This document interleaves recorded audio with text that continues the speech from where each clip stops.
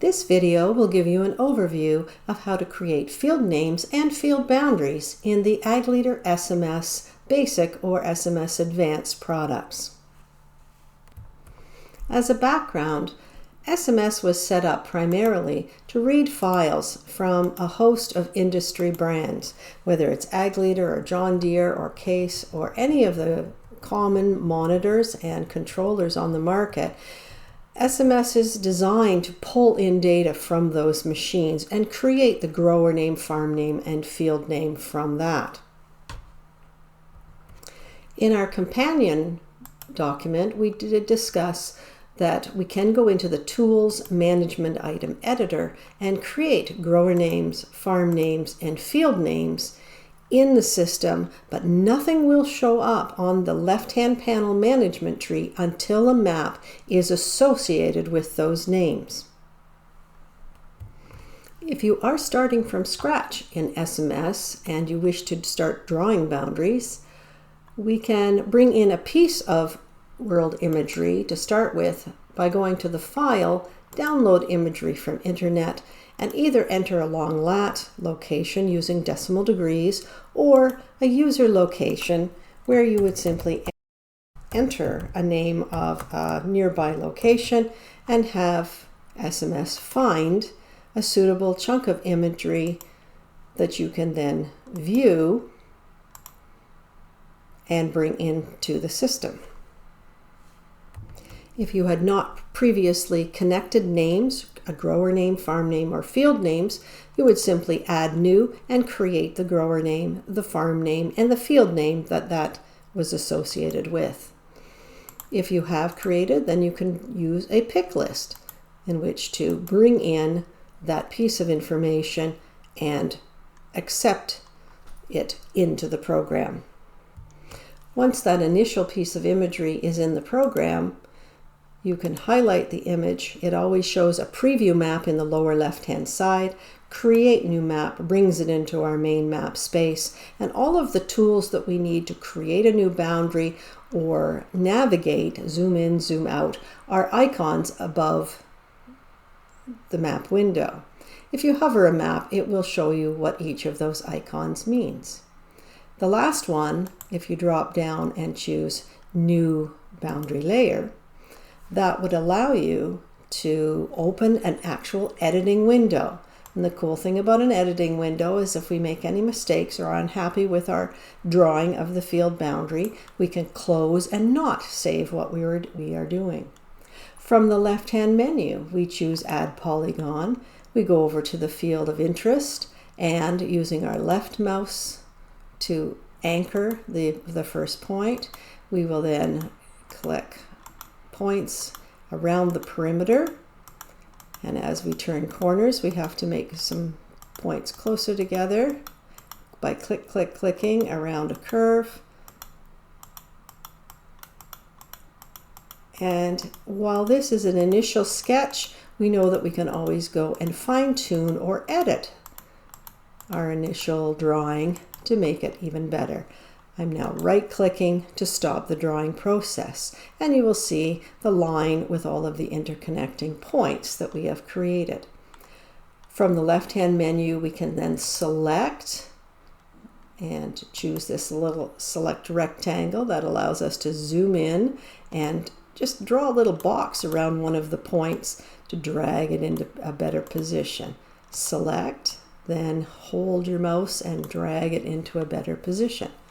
And this is not unlike any other program. We select a node or a vertex along the line and we move it into a more desired position. If we select more than one point, it will move as a unit. So that whole curve around the corner will move as a unit, and we can expand or contract that rounded corner. When we are finished, we set the field boundary. And we can select a previous grower and farm and add new field references, field names, or if we had previously used our Tools Management Item Editor to add those names, we can then select it off the list and we accept that set field boundary. An additional save by doing File Save As, allows us to choose that farm and that field and actually save it to a particular year, whether it's this year or if we are backdating some data, I can add a new year and save this boundary as the boundary that we used last year or the year before, or what we plan to use a year in the future. When we are finished editing, we close, and we are then presented with a map that shows us our new boundary. Once we have created more than one individual field, using the management tree, we can highlight the farm or grower. We can create a new map, which is like bringing a new piece of paper or a new version of the map out of the filing cabinet and onto our desktop as a visualization of multiple fields for the same farm.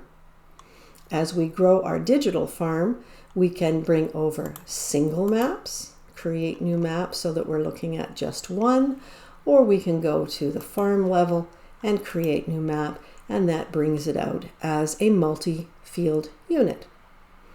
And as always, once we have a farm created, we can immediately use our device setup and get ready to set up the fields to send out to whichever display we are sending our maps out to, whether it's a third party, whether it's a generic setup, whether it's an ISO task data format. Regardless of what our machine monitor or our equipment requires, we create the field names, we create the boundaries in SMS, and we then export them out to our machine brand of choice.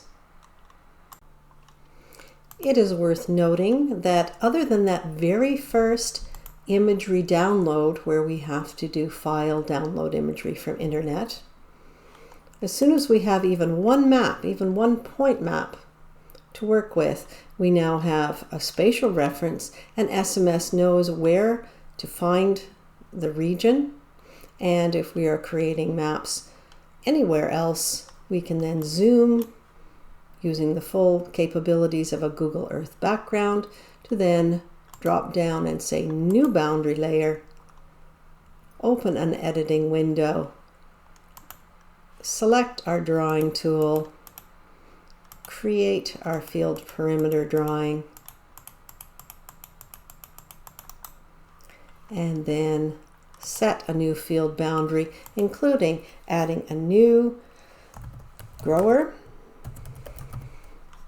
a new farm,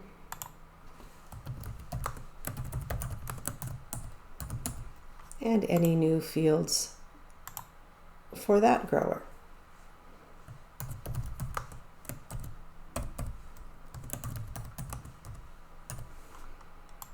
As soon as we have the full background maps, we no longer have to download those imagery manually.